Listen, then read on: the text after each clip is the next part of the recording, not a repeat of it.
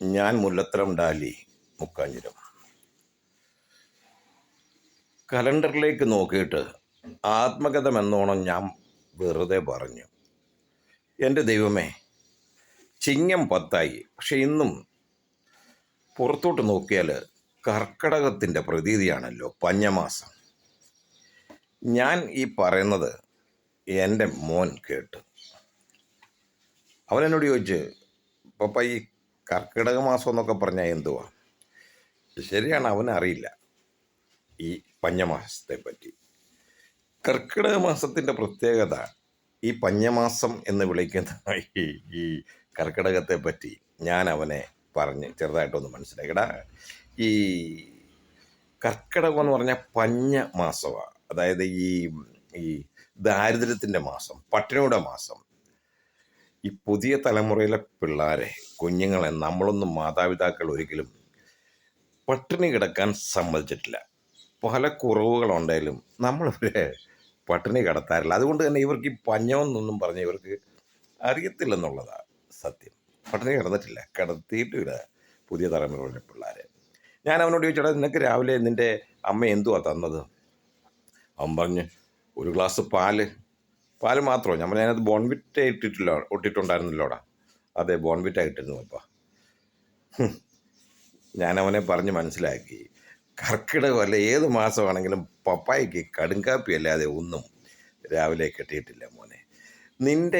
നിങ്ങൾക്കൊക്കെ ഇന്ന് കിട്ടുന്ന ഈ ആഹാരമൊന്നും പണ്ടത്തെ കാലത്ത് ഞങ്ങൾക്ക് സ്വപ്നം കാണാൻ പോലും ഒത്തിരുന്നില്ല, വിശേഷിച്ച് കർക്കിടക മാസത്തിലാണെങ്കിൽ.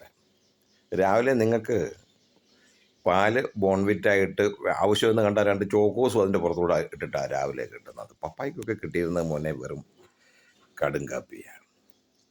10 മണിയാകുമ്പം നിനക്ക് കിട്ടുന്നത് എന്തുവാ? സാധാരണ സാൻഡ്വിച്ച്. ഈ സാൻഡ്വിച്ച് എന്നൊക്കെ പറഞ്ഞാൽ നിങ്ങൾക്ക് മനസ്സിലായി കാണുമോ?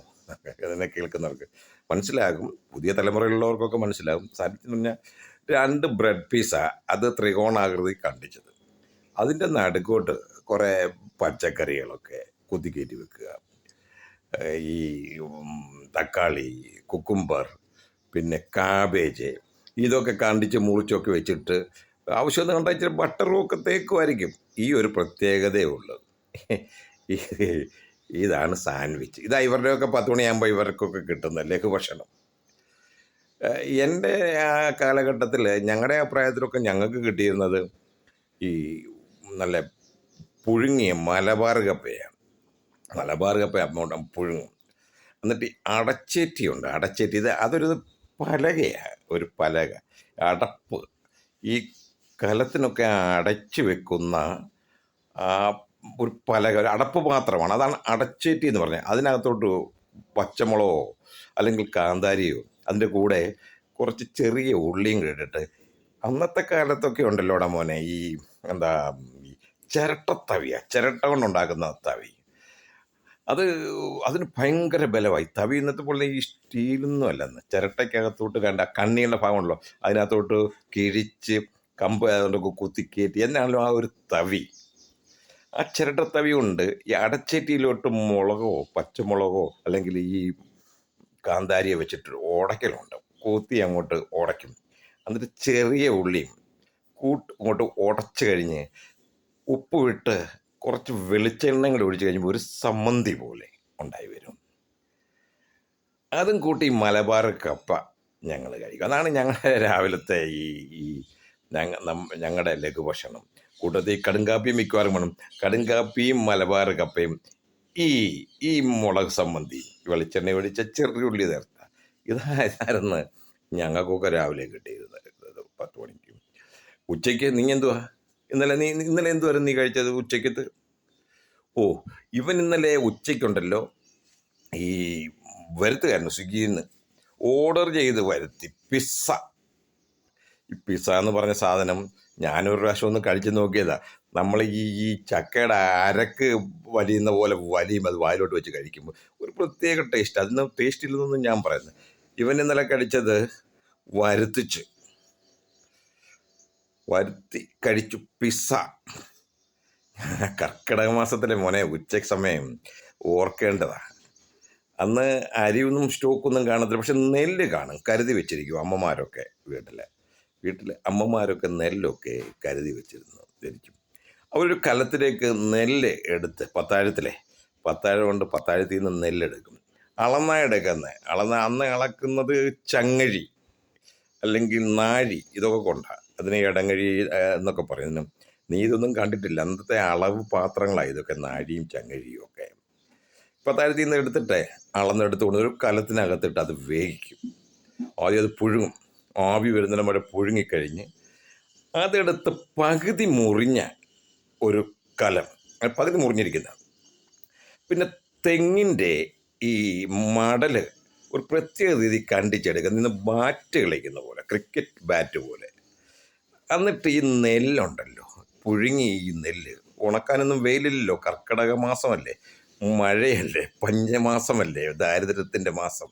ഈ നെല്ല് ഈ പകുതി മാത്രമുള്ള ഈ കലത്തിലേക്ക് അമ്മ എടുത്തിട്ട് ഈ ബാറ്റ് പോലുള്ള അതുകൊണ്ടുണ്ടല്ലോ, ആ തവിയാണത്, അതുകൊണ്ടൊരു ഇളക്കുമ്പോൾ ഉണ്ടല്ലോ, നല്ല അടിയിലത്തെ തീയും കത്തിച്ചങ്ങോട്ട് ഇളക്കിക്കൊണ്ടിരിക്കുമ്പോൾ മലരൊക്കെ പൊട്ടിച്ചതറും. ഈ നെല്ലൊക്കെ പൊട്ടുമ്പോൾ നല്ല മലരൊക്കെ വരും. അത് ഞങ്ങൾ പെറുക്കിയെടുക്കാനായിട്ട് ഞങ്ങൾ കുഞ്ഞുങ്ങളും മക്കളൊക്കെ അങ്ങോട്ടും ഇങ്ങോട്ടും മത്സരിക്കുമായിരുന്നു. അങ്ങനെ നെല്ല് പുഴുങ്ങി അതിനുശേഷം വറുത്ത്, അതിനാണ് വറചട്ടി എന്നൊക്കെ നമ്മൾ സാഹിത്യ ഭാഷയിലൊക്കെ പലരൊക്കെ പറഞ്ഞത്. എന്തായി വറചട്ടി എന്നൊക്കെ? ഇതിനകത്ത് വറുത്തെടുത്തിട്ട് അത് ഉരലിനകത്തിട്ട് ഉലക്ക കൊണ്ട് കുത്തി. അന്നിപ്പോൾ ഉലക്ക കൊണ്ട് 2 പേരായിരിക്കും മിക്കവാറും, ഒരാളല്ലെങ്കിൽ 2 പേര് അപ്പുറത്ത് നല്ല താളം മേളത്തിൽ അവിടെ കുത്തി നല്ല അരി പുറത്തെടുക്കും. അരി പാറ്റിയെടുക്കുമ്പം നെല്ല് വേറെ, അതിൻ്റെ പതിര് വേറെ, തവിട് വേറെ, അരി വേറെ ആയിട്ട് മാറ്റിയെടുത്ത്, അതുകൊണ്ട് അമ്മ കർക്കിടക മാസത്തിൽ കഞ്ഞി വയ്ക്കും. ആ അരി കൊണ്ട് അതിൻ്റെ ടേസ്റ്റിന് ഒപ്പം എത്താൻ എനിക്ക് തോന്നുന്നില്ല ഇന്നത്തെ പിസായിക്കെത്തുമെന്ന്. ആ കഞ്ഞി കുടിക്കാനായിട്ട് ഞങ്ങൾക്ക് അന്നത്തെ കാലത്ത് സ്പൂണിൽ ഒരൊറ്റ ഓട്ടം അയൽവക്കത്തോ ഞങ്ങളുടെ വീട്ടിൻ്റെ വലിയ പ്ലാവുണ്ട്, പ്ലാവിൻ ചൂട്ടിൽ വീണ് കിടക്കുന്ന ചുമന്ന നിറമുള്ള ഒരു തവിട് നിറമുള്ള നല്ല പ്ലാവില എടുത്തുകൊണ്ട് വരും. അതിനകത്തോട്ട് ഈർക്കിലി കുത്തി ഒരു സ്പൂണ് പോലെ ആക്കും. ആ കഞ്ഞി കുടിക്കും. കൂട്ടത്തിൽ സമ്മന്തി ആയിരിക്കും, അതിൽ കൂടുതലൊന്നുമില്ല. ഇതായിരുന്നു അന്നത്തെ കാലത്തെ ഉച്ചയ്ക്കത്തെ ഭക്ഷണം. പക്ഷെ ആ കഞ്ഞിയുടെ രുചി മറ്റൊന്നിനും പകരം വെക്കാൻ ആകില്ല. എൻ്റെ ഈ വീഡിയോ കാണുന്ന പ്രായമുള്ളവർക്ക്, എൻ്റെ പ്രായമുള്ളവർക്ക് അത് മനസ്സിലാകും. അന്നത്തെ കാലത്ത് വറുത്ത് കുത്തിയെടുത്ത ആ അരിയും അതുകൊണ്ടുണ്ടാക്കുന്ന കഞ്ഞിയും ആ മരച്ചോട്ടിലെ ആ പ്ലാവിലെയും മറക്കാനാവില്ല. അന്നത്തെ കാലം അങ്ങനെ. ഇപ്പോൾ കർക്കിടക മാസത്തെ കൊണ്ട് ചോദിച്ചാൽ പറഞ്ഞേ. പിന്നെ വൈകിട്ട് ഇന്നലെ വൈകിട്ട് നിനക്ക് എന്തോ നിൻ്റെ അമ്മ വന്ന് ഇന്നലെ വൈകിട്ട് ഇവൻ ഉണ്ടാക്കി കൊടുത്തത് നല്ല സുന്ദരമായ ഗോതമ്പ് റൊട്ടിക്കകത്ത് അതിനകത്ത് നെയ്യും പരട്ടിയാണ് കൊടുത്തിരുന്നത്. നെയ്യ് മേളിൽ പരട്ടി ഗോതമ്പ് റൊട്ടി, പിന്നെ ഉരുളക്കിഴങ്ങ് കറി, മീൻ വറുത്തമുണ്ട്. നല്ല ഇവർക്കൊക്കെ ഇക്കത്ത് പക്ഷേ എനിക്കൊന്നും അതിനുള്ള ഭാഗ്യമില്ല. ചിലപ്പോൾ ഒക്കെ മിക്കവാറും ഒക്കെ എന്നൊന്നും ഞാൻ പറഞ്ഞൊരു ആവറേജാണേ. ഈ കർക്കിടക മാസത്തിലൊക്കെ രാത്രി മിക്കവാറും ചോറ് തന്നെയാണ് വെക്കുന്നത് വീട്ടിൽ. കാരണം മറ്റുള്ളതിനുള്ള സാധനം ഞങ്ങൾക്ക് ഇഡലിയോ ഇതൊന്നും ഉണ്ടാക്കാം. അന്നത്തെ കാലത്ത് മിക്സിയോ അരകല്ലോ ആട്ടുകല്ലോ ഒന്നുമില്ല. അപ്പം കള്ളം പറഞ്ഞിട്ട് പൊങ്ങച്ചോ അടിച്ചിട്ട് കാര്യമൊന്നുമില്ല.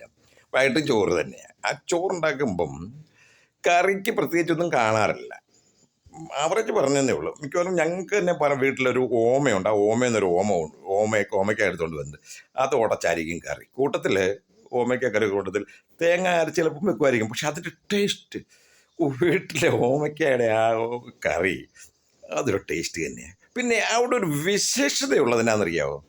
ഈ അടുപ്പിനകത്ത് ഈ തീക്കനലിനകത്തോട്ട് അടുപ്പിനകത്തുള്ള തീക്കനൽ അമ്മ ഉണക്കമീൻ അടുക്കി അങ്ങോട്ട് വെക്കും. ചിലപ്പോൾ നങ്കായിരിക്കും, മത്തിയായിരിക്കും, കുട്ടനായിരിക്കും, പാമ്പാടയായിരിക്കും. അടുക്കി വെച്ച് ഈ ചോറ് വേകുന്നതിനോടൊപ്പം ഈ തീക്കനലിൽ അടുപ്പത്തെ ആ കല്ലിൽ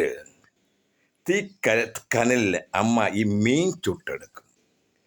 വൈകിട്ട് ചോറിനോടൊപ്പം ഈ ഉണക്കമീൻ ചുട്ടെടുത്ത മീനും കൂട്ടിയാണ് ഞങ്ങൾ ആഹാരം കഴിച്ചത് ഒന്ന് ഓമയ്ക്കക്കറിയും ചോറും, പിന്നെ ഈ മീൻ, ചുട്ടെടുത്ത ഈ മീൻ.